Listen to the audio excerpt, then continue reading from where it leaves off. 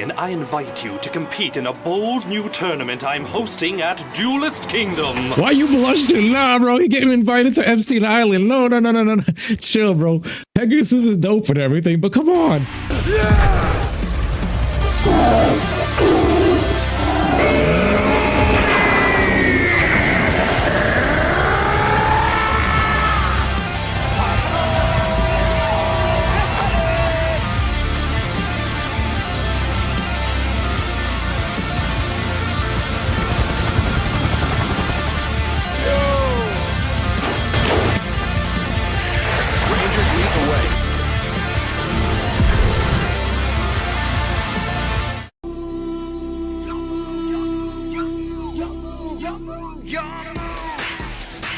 Nah, bro, I got chills down my entire arm every time I hear that opening. It takes me back to Egypt, bro. What is this? Yugioh's of Kaiba and Yugi? I will never know. How do they put the guy with all the monsters butter toast cards with Yugi, the prodigy, and then you got Seto Kaiba, the king?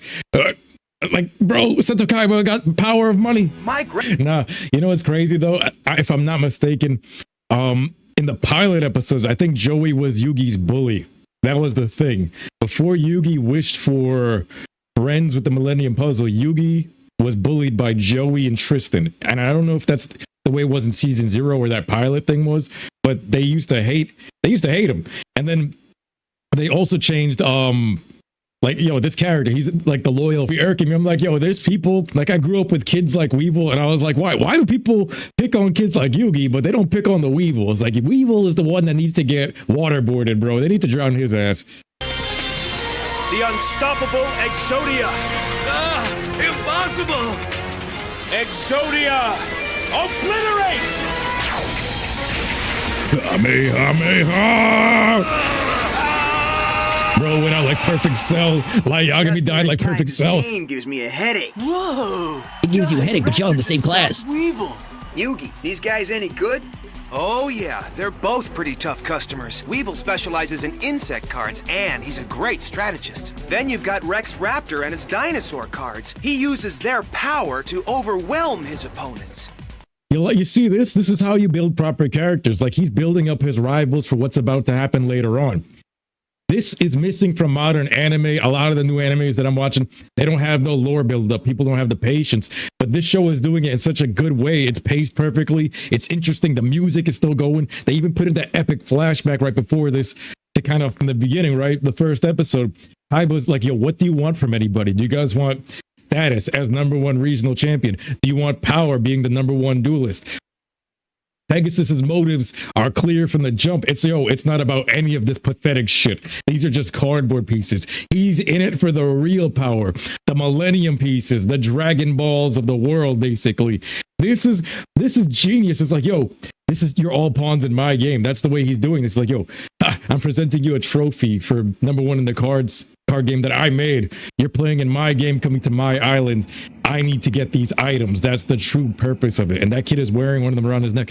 Yo, and the items are mystical. They're mystical items. So the motive here, it's not just flaunting ego and stuff like Kaiba's doing or what Weevil is doing. All of these other duelists you've seen, their motives are, yo, I just gotta puff my chest. I gotta whoop ass. I'm #1. I'm top dog.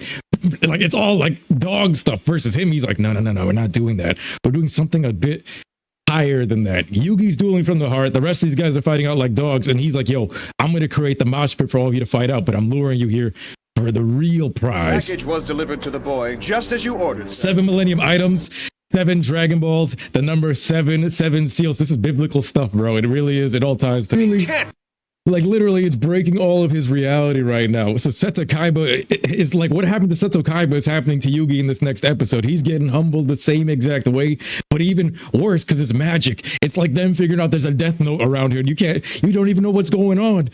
It's amazing. It's like, whoa, there's another level of power to what if I told you I didn't? That is a crazy cold line because nobody would say that nowadays. Nowadays, be like, oh, I took all the credit. I have the patent. And he's like, no, I just reinvented what was already there. And they're telling the truth. And nearly destroyed the entire world.